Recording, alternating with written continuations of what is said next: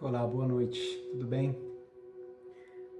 No dia de hoje, eu quero trazer uma reflexão dentro de um devocional que eu fiz esses dias. E este devocional, ele está descrito dentro da Palavra de Deus, no livro de Hebreus, no capítulo 12. Se você puder, depois, não se prenda somente nos versículos que eu vou ler para você, porém também leia o capítulo de Hebreus, capítulo 12 inteiro. Ele é um capítulo que transcreve no seu início a forma como Deus Pai ele trabalha em nós e qual é a característica de Deus Pai para conosco. Mas o que eu quero tratar hoje é o que está no dos versículos 25 até o versículo 29 de Hebreus 12. E desde o versículo 18, ele começa a falar sobre um reino inabalável. E neste devocional de hoje eu quero falar sobre eu abalável e o reino inabalável que eu recebi de Deus. Então vamos ler juntos o que está escrito no versículo 25 a 27 de Hebreus 12, até o versículo 25 até o versículo 29 de Hebreus 12. Deixe-me ler na versão A Mensagem, que é a Bíblia que eu uso. Portanto, não tapem os ouvidos para essas palavras tão agradáveis. Se os que ignoraram as advertências terrenas não escaparam, o que nos acontecerá se virarmos as costas para as advertências do céu? A voz de Deus, naquela ocasião, sacudiu a terra até os seus fundamentos. Esta ocasião ele está dizendo que é quando Deus falou com o seu povo, quando eles saíram do Egito, quando Deus falou com o seu povo no Monte Sinai, através de Moisés. Quando Deus falou do monte, o povo ouviu a voz de Deus e sentiu tanto medo no seu coração, que eles falaram: Moisés, vai no nosso lugar, porque nós não queremos ouvir a voz de Deus, porque se nós ouvirmos a voz de Deus, nós vamos morrer. Eles ficaram com medo de morrer ouvindo a voz de Deus. Mas como eu lhes disse nesse capítulo 12 de Hebreus, Deus ele se apresenta como um pai que corrige os seus filhos, e aqui no final, nesses versículos 25 a 27, ele diz isso. A voz de Deus naquela ocasião sacudiu a terra até os seus fundamentos. E desta vez ele foi bem claro, ele vai sacudir os céus também. Um último abalo, muito violento e devastador, de cima para baixo. A expressão, o último abalo, significa uma limpeza completa que elimina todo o lixo religioso e histórico e traz à tona a essência inabalável e limpa, sem mistura alguma. Versículo 28 e 29. Viram que conseguimos? Conseguimos um reino inabalável. Conseguem entender como devemos ser gratos? Não apenas agradecidos, mas em atitude de adoração profunda e reverente na presença de Deus. Pois Deus não é um espectador indiferente.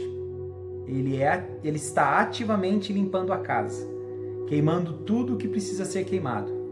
E não vai desistir até que toda a sujeira desapareça. O próprio Deus é o fogo. Amados, quando eu ouvi esta palavra sendo ministrada nesses dias de quarentena, esta palavra saltou de dentro do meu coração como uma revelação antiga que se fez nova e se fez prática para esses dias que nós estamos vivendo. O que Deus está fazendo, e eu acredito isso, é o que está escrito aqui no versículo 25 a 27. Deus está sacudindo mais uma vez. Mas o que está sendo sacudido não está sendo sacudido de baixo para cima, mas como ele mesmo diz, estou sacudindo de cima para baixo. E qual é o propósito de Deus? Está aqui. Um último abalo significa limpeza completa, que elimina o lixo religioso e o lixo histórico e traz à tona a essência inabalável e limpa, sem mistura alguma. Preste atenção, querido. Tudo o que está acontecendo é porque Deus está instituindo, na verdade instituindo não, Ele está trazendo a essência, tudo aquilo que é inabalável e limpo e que está dentro da sua igreja, que está dentro do seu coração. Como sempre, a pergunta que eu lhe faço é: Sobre a ótica ou sobre a perspectiva de qual reino você tem vivido? Sobre a ótica e sobre o governo de qual reino você tem vivido? Sabe, queridos? Essa versão não deixa claro assim, mas a versão NVI, a NTLH, ela diz assim, que tudo aquilo que pode ser abalado, vai ser abalado.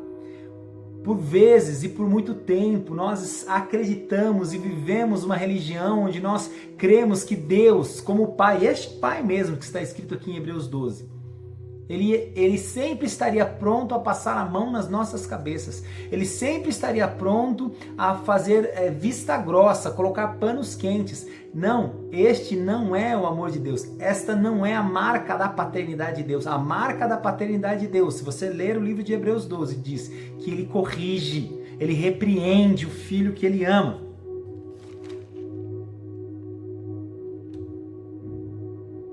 Versículos 11 diz assim: Deus está fazendo o que é melhor para nós, Ele está nos treinando para que possamos viver de acordo com o seu santo propósito. A disciplina nunca é divertida quando está sendo aplicada, é sempre dolorosa. No entanto, mais tarde, evidentemente, é uma bela recompensa, pois quem é treinado adequadamente se torna maduro no relacionamento com Deus. E olha que interessante no final, ele diz que esta chacoalhada que ele está fazendo é porque ele está trazendo à tona a essência inabalável e limpa e sem mistura alguma. A minha pergunta é, do que é feito a tua essência? Sabe, uma das coisas que nós nos tornamos peritos, nós nos tornamos peritos em caixinhas de promessa. Nós nos tornamos peritos em pegar da palavra de Deus somente aquilo que faz com que a nossa alma se sinta bem. Isso chama-se hedonismo gospel. Eu coleto da Bíblia somente aquilo que me traz prazer. Quando Deus, nestes tempos, Ele está chacoalhando as nossas vidas, Ele está buscando em nós saber qual é a essência, se dentro de nós existe uma essência inabalável e limpa, sem mistura alguma. Nós somos abaláveis, mas o reino ao qual Deus constituiu para que os filhos obedientes dele permanecessem e habitassem é um reino inabalável. Então não importa o que está acontecendo lá de fora, não importa o abalo que nós estamos sofrendo do lado de fora. Se você é filho, se você aceita repreensão, se você é maduro, você pertence a um reino inabalável. Este é o teu Pai, este é o Rei que governa sobre você. Deixe-me dar um exemplo bem simples. Todos conhecem o Salmo 23, que fala: o Senhor é meu pastor e nada me faltará. Mas chega um momento no Salmo 23 em que nós fazemos uma confusão com aquilo que está escrito lá em 1 João. O Salmo 23, ele fala sobre o vale da morte. E a 1 João, o texto do qual eu estou citando, ele fala sobre o pecado.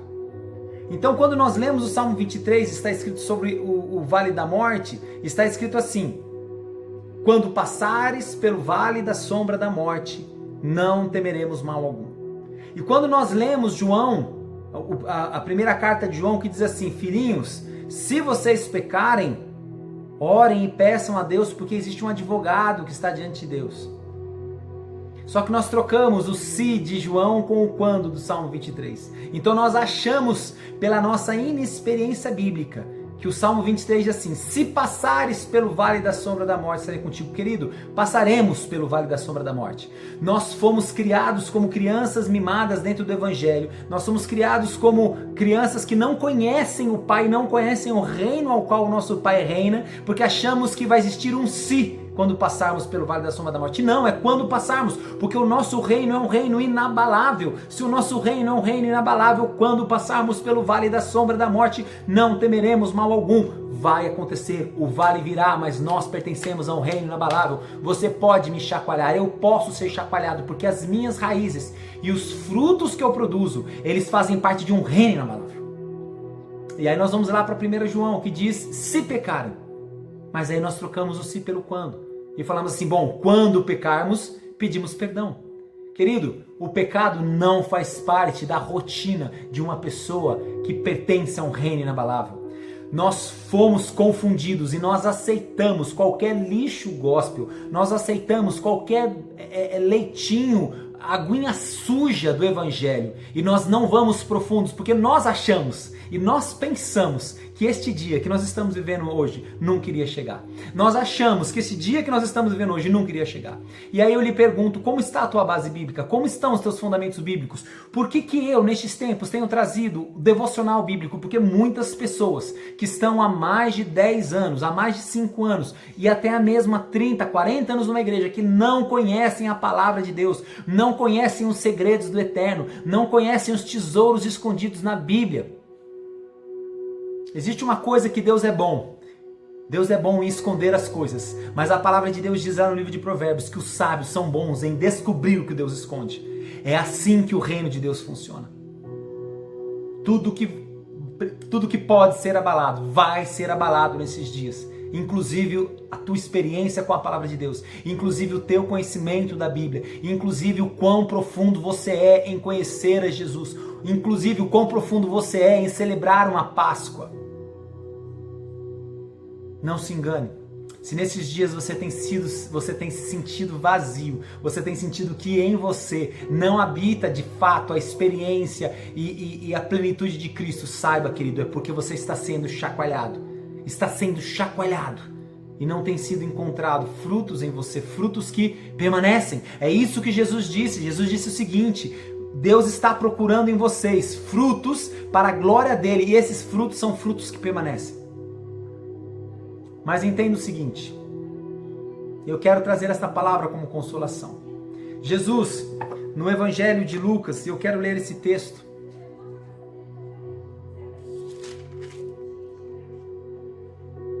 No capítulo... Deixe-me lembrar aqui, meu querido. Eu acho que é no capítulo 12, eu estava lendo isso esses dias.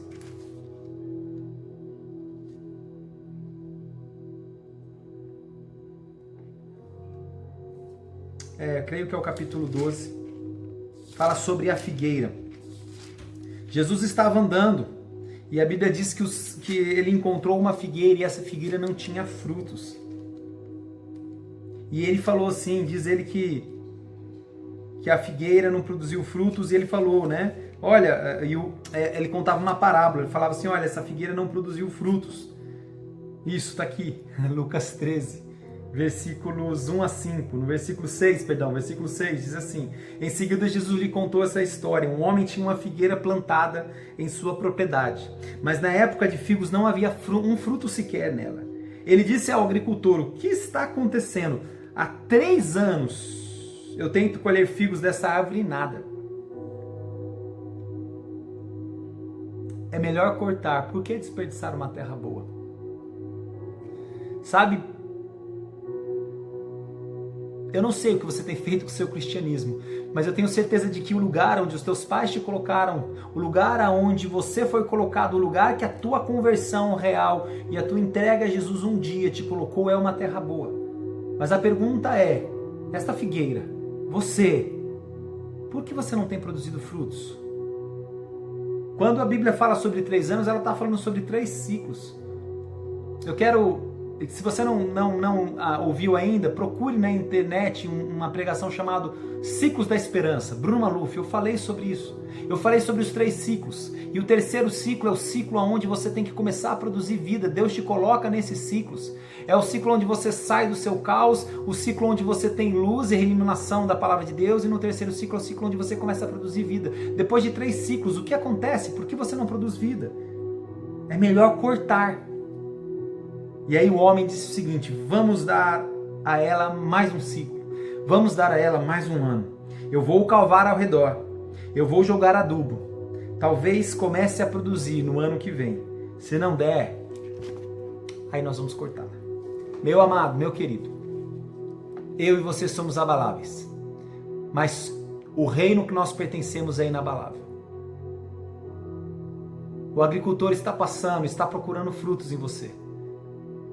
O Espírito Santo, ele ainda está na terra. O Espírito Santo, ele ainda está disponível para você. Ele ainda acredita que se ele cavar ao redor do seu caule e adubar você, você ainda vai produzir frutos nesse próximo ciclo. Mas saiba, o agricultor está passando e está chacoalhando. Nós recebemos um reino inabalável. Nós recebemos uma vida inabalável, mas para pertencermos a este reino, temos que ser aqueles que conhecem, experimentam e são experimentados na palavra.